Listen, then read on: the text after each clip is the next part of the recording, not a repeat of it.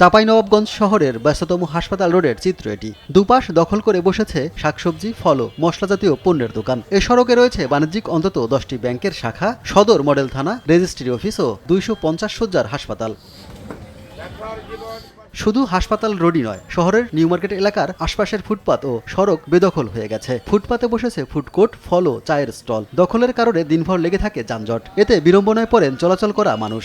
অভিযান চালিয়ে উচ্ছেদের 2-1 দিনের মধ্যেই আবার ফুটপাতগুলো আগের অবস্থায় চলে যায়। ফুটপাত দখল করে যে বাজার বসছে প্রতিদিন সকালবেলায়, এটা আমাদের চলার পথটাকে আরো সংকীর্ণ করে দিচ্ছে। প্রচন্ড অসুবিধার মধ্যে দিয়ে আমাদেরকে কি করতে হচ্ছে। ফুটপাত দিয়ে চলবে সেটা একেবারে বন্ধ।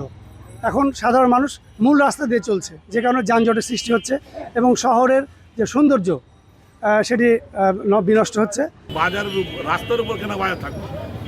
বাজারটাকে কোনো রকমভাবে অবস্থান করতে হবে প্রশাসনকে। প্রতি বছর তহবাজার ইজারা দেয় পৌরসভা, কিন্তু বাজার ইজারা দিলেও পাশের রাস্তাঘাট ও ফুটপাতে বসছে দোকানপাট। এ নিয়ে অভিযোগ জানালেও কার্যকর ব্যবস্থা নেয়নি পৌর কর্তৃপক্ষ। এই হসপিটালে বিভিন্নভাবে রুগীরা আসে, সেভাবে তারা যেতে না পারার কারণে অনেকে দেখা গেল প্রতিমধ্যেই ডেলিভারি হয়ে বসে, অথবা সে বাচ্চা সহ মারা যায়। এটা উচ্ছেদ না করলে আসলে যানজটটা আরো জটিল হবে। এদিকে ফুটপাত দখলের বিষয়টি নজরে আসার কথা জানিয়ে সংকট সমাধানের উদ্যোগ নেওয়া হচ্ছে বলে জানায় পৌরসভা কর্তৃপক্ষ। ড্রেনের কাজ এবং ফুটপাতের কাজ সম্পন্ন না হয় অনেকেই রাস্তা এবং ফুটপাতের উপরে বসে আছে, আমরা এটা অবগত। নিউ মার্কেট এরিয়ায় কিছু ট্রাফিক ব্যবস্থাপনার দিকে আমরা এগোতে চাচ্ছি। আমরা কিছু রোড কাটিং, ডিভাইডিং, যেটাকে ট্রাফিক ম্যানেজমেন্ট বলে, এই ট্রাফিক ম্যানেজমেন্টগুলো ইমপ্লিমেন্ট করতে চাই।